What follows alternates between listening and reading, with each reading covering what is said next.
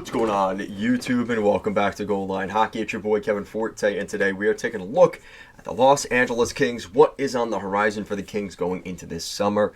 It's a state of transition once again for the Los Angeles Kings. We're going to see a couple of older guys continue to have lesser roles in the wake of the younger players emerging and taking on those roles and becoming the new face of this franchise and of this team. We're going to take a look at that in today's video. So after getting eliminated by the Edmonton Oilers again in the first round of the playoffs, the Los Angeles Kings get another reality check here. They had a good season overall. The last 2 years have been pretty good for the Kings. But the problem is, down the stretch, they struggled. And especially this year, it was one of those things where, it seemed like it was going to be difficult for them to get on track, especially for a series against Edmonton. And they really never found their game. And, I would say the one game in this series where they really found their game was Game 4. And they lost that game. And it was a 1-0 loss. So it's a very defeating feeling for a team like the Kings when you play your style of game and the other team, your opponent, just does your game but better and beats you at your own game. That sucks. And that's unfortunately what happened to the Kings here. So looking at the team's roster, so let's just look at their lineup from the night they were eliminated. And apologies, that is not the roster. There we go. Let's pull this apart. Perfect. So your top line, you've got Quinton Byfield, Anze Kopitar, and Adrian Kempe, Trevor Moore, Philip Deneau, Victor Arvidsson, Kevin Fiala, Blake Lizotte, Trevor Lewis, and then your fourth line is Carl Grundstrom, P.L. Dubois, who did not have a good series, and Alex Laferriere. Then your defense, taking a look at the D group, you've got Mikey Anderson, Drew Doughty, Vlad Gavrikov, Matt Roy, Andreas Englund, and Jordan Spence. And then comes the other part, which is goaltending. David Rittich and Cam Talbot, and then, of course, who normally would be at least one of the options, who is on IR, that is Phoenix Copley. So, for the Los Angeles Kings, in terms of their roster there, definitely a hole on the blue line. That's a team that could use another big defenseman. I think Gavrikov helped with that last year, coming in at the deadline, but the reality is they probably need another one. And the other glaring issue with this team is they need a good goaltender. And as much as Talbot and Rittich held their own this year, I don't think there's much more that those guys could have really done or given to this team. And I think they really need to go out on the market and look for a legitimate starting goaltender. Now, does that potentially mean they could go after a guy like Jeremy Swayman or Jacob Markstrom? I know those are totally different ends of the spectrum, but you get what I'm saying here. You look at the goalie market, you see who's available. And if I'm the Los Angeles Kings, I'm taking a couple calls to see who's available. And depending on what happens in Vancouver, do you maybe take a look at maybe some of the options that have played well in the playoffs, like an Artur Shelovs or a Casey DeSmith? You got to be looking at options here. And I think that's something that, if I'm the Los Angeles Kings, you want a somewhat proven commodity. And as much as DeSmith and Shelovs aren't maybe those guys, you have to look for something, right? And I think the market in LA, these guys that kind of come in and do their best, it's not enough. You need more talent in between the pipes. And that kind of happened in this series. So, especially in the Western Conference, because we know how good those teams are with their goaltending, you have to be able to compete. And, as good as Stuart Skinner is, they didn't even play a goalie like Hellebuck or Saros or Demko. There's some really good goalies in the West, and they got to be better than that. So looking at cap friendly, this is kind of interesting with the Los Angeles Kings because, cap friendly kind of shows some interesting stuff we need to look at in terms of the perspective of where things look right now for the Los Angeles Kings. So let's look at their lineup. So here we go. And let's kind of scroll our way down. So you've got Anze Kopitar. His extension kicks in. He'll be making a little bit less. But here we go. So let's look at that forward group because that is really a telling part of the story for the Kings. Hold on, guys. Sorry about that. There we go. Okay. Okay, so here we go. So the first guy that is a UFA this summer, Victor Arvidsson, he's probably just going to leave the team. I know that sucks, but you look at some of the RFAs they need to re-sign, they're going to put more of a focus on them. Trevor Lewis, same thing. I don't expect any of their UFA forwards to come back. I would expect an extension for Blake Lizotte, Carl Grunstrom, Quentin Byfield, and Arthur Kaliev. I would say 3 of those 4 players will come back.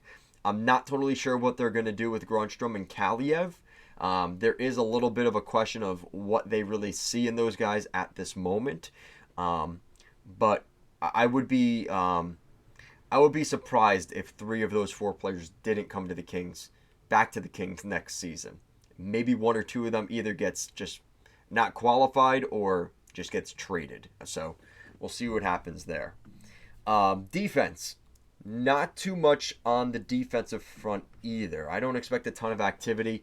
Matt Roy will be coming off the books. I question if they're going to move on from him. I would assume they will because of what's coming in the pipeline, and we will get to that in a minute. So I think they're willing to let Matt Roy go and make sure they sign Quentin Byfield and Blake Lizotte. And if it means at the cost of Matt Roy, they might be willing to do that. Jordan Spence might get another short-term 1, 2, maybe 3-year deal. I don't expect anything crazy there. And then the goaltending, I expect a complete overhaul of that goaltending group. Talbot, Rittich, Dell, and Copley. I could see 4 totally new goalies in the system next year for the Kings, and I wouldn't be the slightest bit surprised. I think they're going to overhaul that goaltending group. That is the main focus again for the Kings.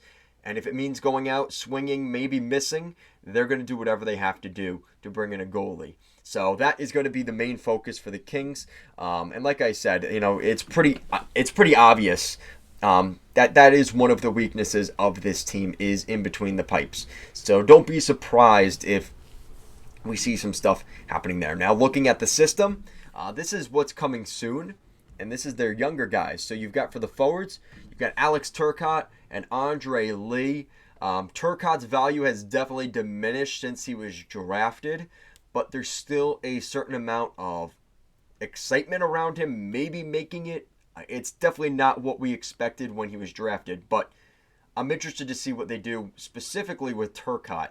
Andre Lee, kind of another one. Definitely not the same ceiling that Turcotte had, but they're honestly not that far off in value from each other, which is really sad for Turcotte, but that's kind of where things are at with those 2 players.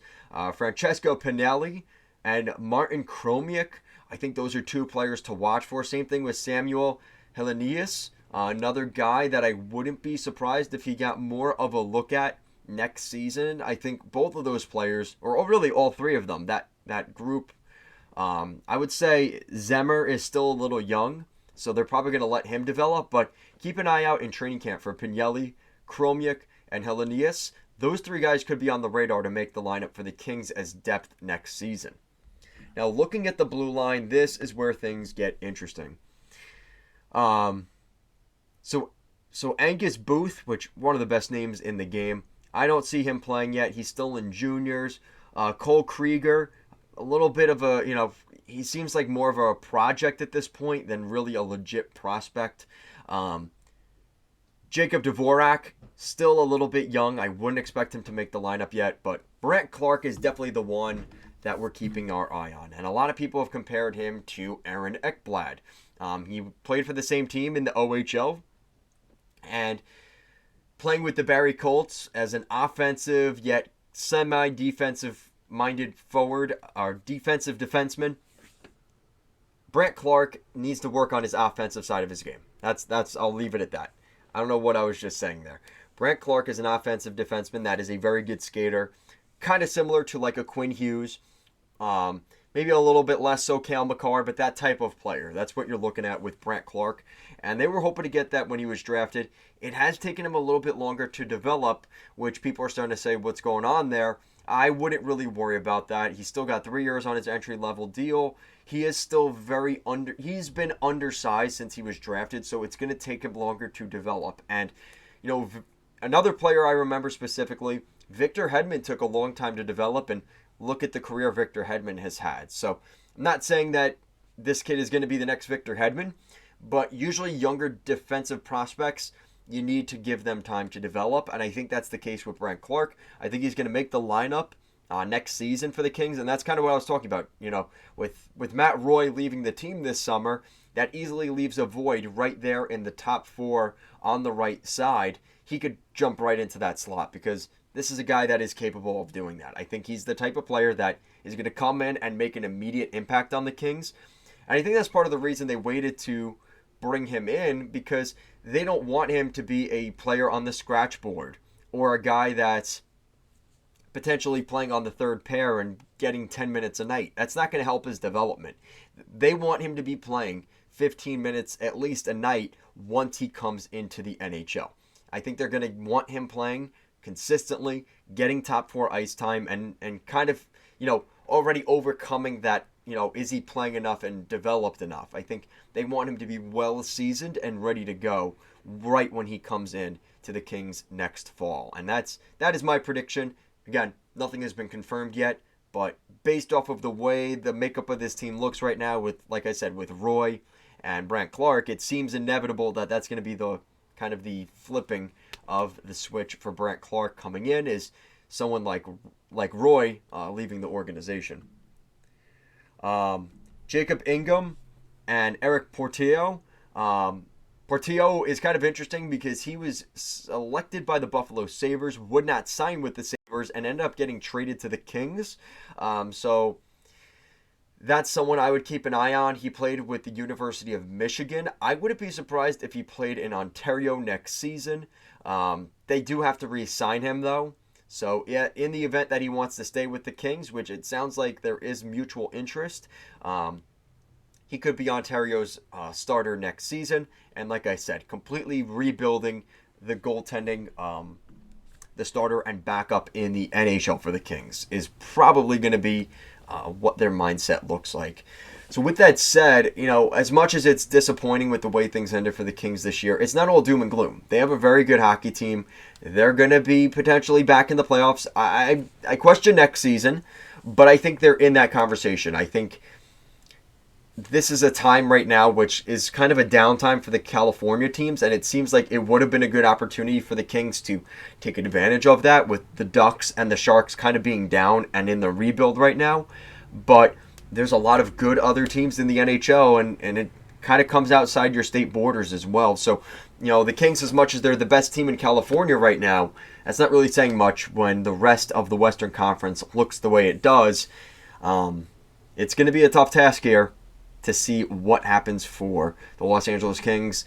They have their hands full trying to find a new goaltender, but for the most part, I think you just need to see more from Pierre-Luc Dubois. He has to contribute at a higher rate. He should not be on the fourth line as a center. They didn't trade for him to be a fourth line center. They didn't sign him to be a fourth line center. He needs to produce more and be better. Kopitar is going to continue to regress and decline. Same thing with Drew Doughty. But as long as they're able to slow that regression with a good team around them, they should be okay. And I think Quentin Byfield is the new face of this team alongside Adrian Kempe and Kevin Fiala. That is the next look of the Los Angeles Kings, and we saw that during this series, as this team has definitely sort of shifted their focus on Kopitar and Doughty and some of the older players to maybe some of the younger complementary guys stepping into the role and becoming core key pieces of this team moving forward. So that's it for today's video, guys. Let me know what you think down below of the Los Angeles Kings. Do you think they can make the playoffs next season? If you would like to see them get a new goalie or another defenseman on this roster, let me know your guys' thoughts. What do you guys think of this team? If you were armchair GM of the Kings, what would you do here? Guys, thank you so much for watching this video. Make sure to like, comment, share, and subscribe to the channel. And guys, as always, thank you so much for watching, and have a great day.